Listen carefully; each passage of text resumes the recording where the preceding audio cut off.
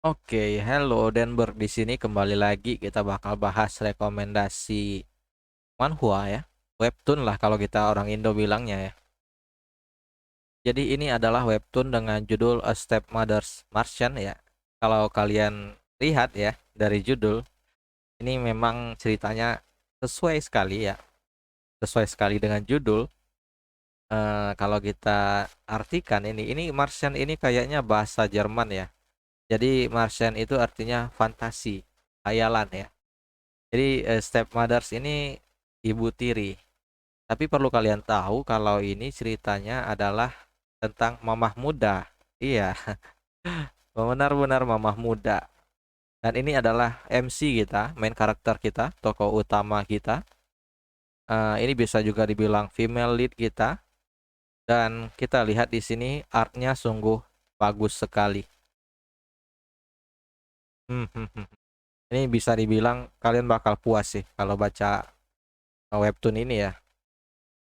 Dan belum lagi ini preferensi pribadi ya. Jadi kalau gua itu kalau lihat female lead yang punya rambut pink kayak gini, ini bisa bisa gua tebak ceritanya bakal bagus gitu. Gak tau, gua suka aja female lead yang punya rambut pink ya. Jadi untuk sinopsis sendiri ini adalah sinopsisnya berdasarkan dari Kakao Page ya. Ini tentang Suri. Kemudian dia ini sudah menikah ya, Mbak Suri ini. Kemudian dia ditinggal oleh suaminya yang bernama Yohanes saat dia berumur 16 tahun. Jadi Shuri ini sebenarnya balik-balik lagi premisnya ini sebenarnya ya ini ya mainstream kalau gua bilang. Dia balik ke masa lalu lagi. Kemudian dia tujuannya untuk mengkoreksi kesalahannya di masa lalu gitu. Jadi ya ini bisa dibilang premisnya ya simple, simple benar-benar simple gitu. Tapi tentunya kalau dia benar simple, ini gak bakal gua rekomendasikan. Tapi sekali lagi ini memang bukannya ini ya, bukan bukan semua orang bakal suka ya kalau gua bilang karena di sini benar-benar benar-benar gak ada yang bikin kalian exciting gitu ya.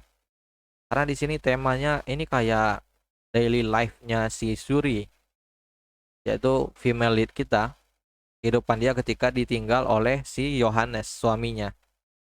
Suaminya ini bukannya yang seperti kalian bayangkan ya. Yang lagi nyium tangan Suri ini juga bukan Yohanes ya. Ini perlu kalian tahu aja gitu ya. Jadi si abang kita ini sedang mengcourting Suri yang seorang mamah muda. Tapi di sini tentunya nggak ini ya, nggak ada adegan bertarung ya kalau gua bilang. Jadi ini lebih ke baik lagi daily life-nya si Suri.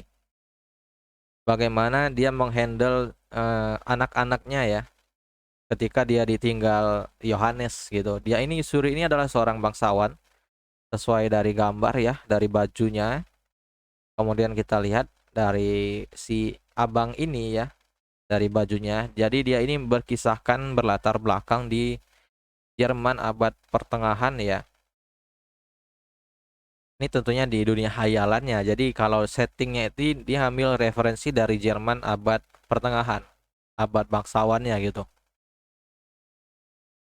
Kemudian yang bikin plusnya di sini ya, kalau gua bilang ini webtoon punya page, punya halaman yang luar biasa panjang. Jadi kalian bakal puas bacanya. Kemudian di sini yang menarik adalah cara pikirnya si Surya.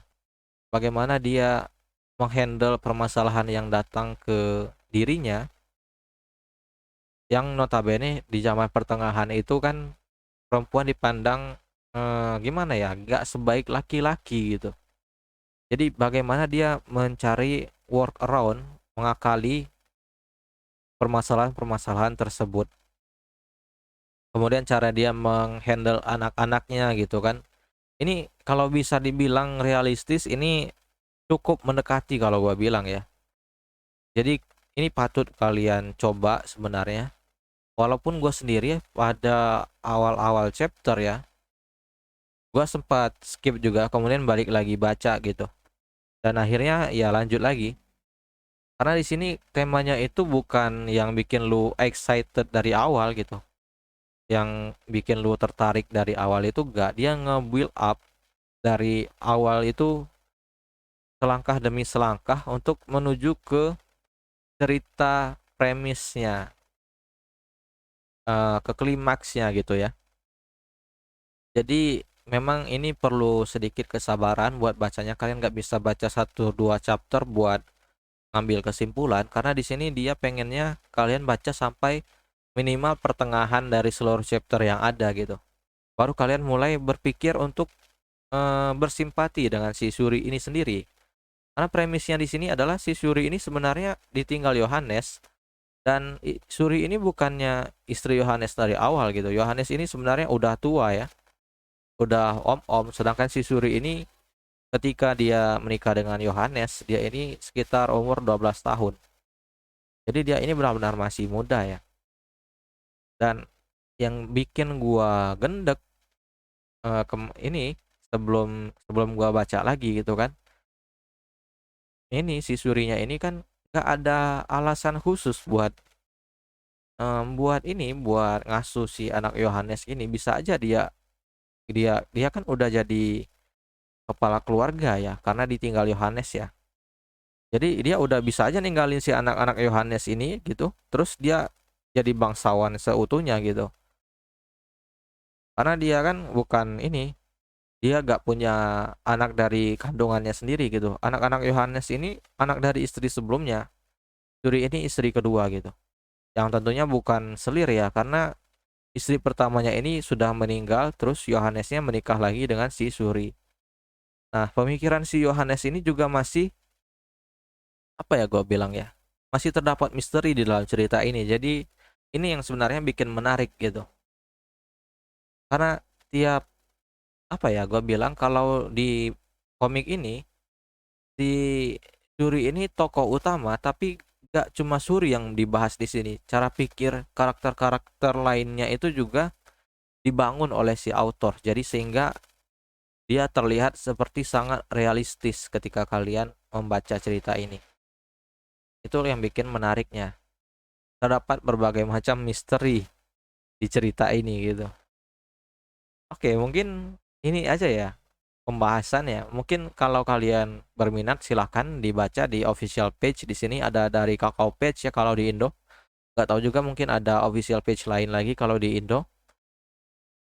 Jangan lupa di share, like, dan subscribe biar yang lain juga ikut terjerat dalam hobi baca-baca komik ya. See you next time.